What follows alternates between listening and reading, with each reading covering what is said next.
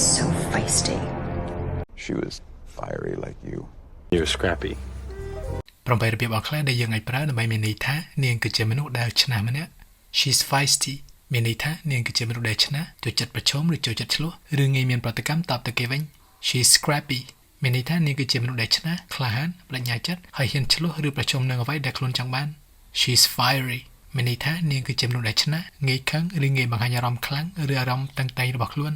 She's quarrelsome មានន័យថានាងគឺជាមនុស្សដែលឆ្នះចូលចិត្តឆ្លោះប្រកែកឬប្រឆាំងជាមួយមនុស្សដទៃ She's confrontational មានន័យថានាងគឺជាមនុស្សដែលឆ្នះចូលចិត្តធ្វើអ្វីបែបគំរោះគំរើយមិនរាក់ទាក់ឬចូលចិត្តការប្រឈមឬការឆ្លោះប្រកែកគ្នា She's testy មានន័យថានាងគឺជាមនុស្សដែលឆ្នះងាយខឹងងាយមានអារម្មណ៍រំខានអន្ទះសារហើយងាយមួម៉ៅ She's petulant មានន័យថានាងគឺជាមនុស្សដែលឆ្នះងាយខឹងងក់ងល់ដោយកូនក្មេង